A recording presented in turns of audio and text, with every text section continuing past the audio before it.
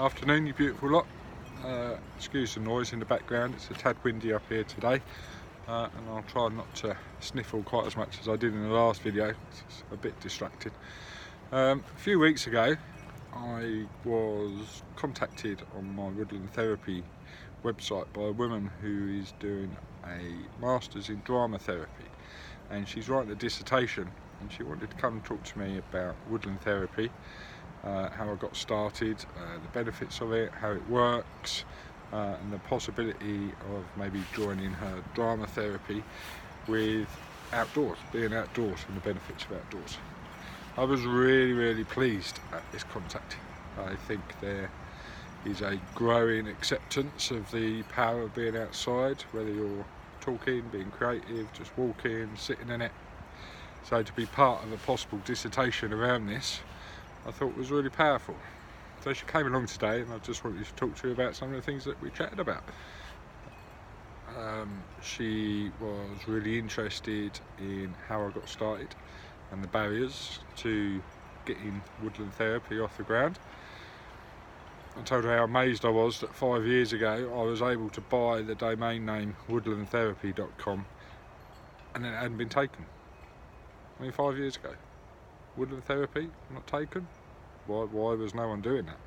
So I was really shocked that I was able to get that for a minimum amount, which I was really pleased with, because it kind of sums up my approach to it. I spoke about how, because it's kind of quite a new niche way of doing talking therapy, especially in this area, there's not much about that. Actually, it only took a couple of months for me to have a full load of clients. People jumped at the idea of coming outside into the beautiful wood I've got the use of, whatever time of the year, and being able to talk. The other thing she wanted to get some clarity on and to understand was how it works. It's a little bit different from sitting in an office, where in my experience for the 6 or 7 years I was running my private practice before I brought it outside, I learned that lots and lots of people were not comfortable sitting in a little clinical room with this proposed authoritative professional sitting opposite. People are uncomfortable. I've counselled in rooms, I've counselled in a spare room in my house, and people were visibly uncomfortable a lot of the time. It doesn't work for everybody, and some people like that safety of a room and the closeness and the clinical setting, which is good, which is, you know, why they will always be in place. But my experience of the people I was working with, well, a lot of the time they didn't feel comfortable. So when I got the opportunity of this wood, it was time for me to take a risk, take a leap of faith, believe in something I knew down in my core could work.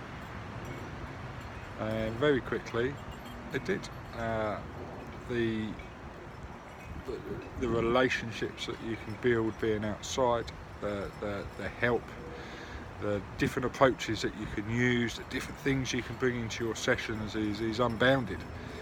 It's very difficult when sat in an office to teach someone mindfulness, to teach someone how to be comfortable with silence, which is a big problem with people who are suffering with their mental health. You know, you can hide it away when you're in groups or being social, but then moments of silence on your own, they're the worst to deal with. So out here, it enables people to become a bit more comfortable with silence, with their own thoughts, with their own space. There's no pressure out here to talk about irrelevant stuff. I think one of the biggest things though, which, you know, the lady today was really interested in, was the dynamics between myself, my client, and the wood and the environment. It feels as if there's three people within the counselling relationship, as if they've not just got me sat or walking next to them, taking on board their problems, giving them a caring voice, someone to listen to.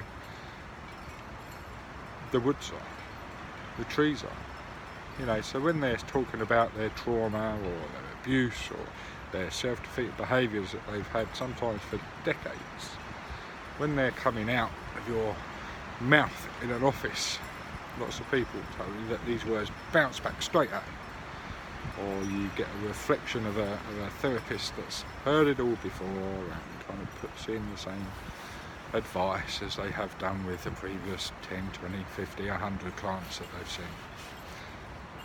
It's different out here.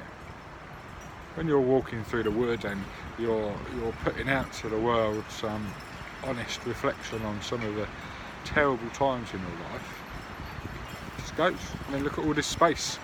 That's where it goes. It's got nowhere to bounce back at you.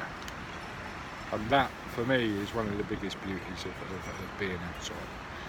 Yeah? The trees, literally, and then this has come from the clients, they feel like the trees and the ground and the leaves are literally soaking in their past issues, which means they haven't got to carry them quite so much. I mean, that's really powerful. That is so powerful. So, yeah, so hopefully this dissertation, she's going to write about this, and she'll make a connection as to how she can get her drama therapy outside, which I think is an amazing opportunity. So, you know, it's not like it was 30 or 40 years ago when, you know, people were talking about being outside's good for you, go and sit and hug a tree. It was all very hippie and, you know, kind of pushed away by people. But there's so much scientific proof behind everything I do and what this woman's going to do that people can't deny. You know, talking therapies work. Talking therapies outside are at a different level, in my opinion. People will disagree, and that's fine. But the impact of just being outside on your brain and your mind and your body has now been scientifically proven. So people can't dismiss this approach anymore. It is concrete, and that's nice for me. It gives me a foundation to work for. It gives me a foundation to approach people and advise people. Because it's not just some flashy geezer who says, you know, sit outside under a tree and you'll feel alright. There's scientific proof.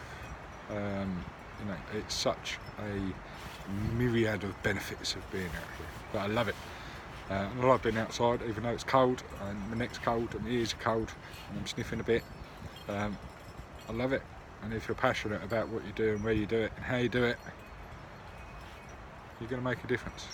So yeah, thank you. So it's nice that the world is starting to wake up to being outside, getting back to basics and simplifying our ways of life. So if you're struggling in life, get outside, get some fresh air in your lungs, be around some greenery, make the effort. Just start small. Alright? Take care and look after yourselves.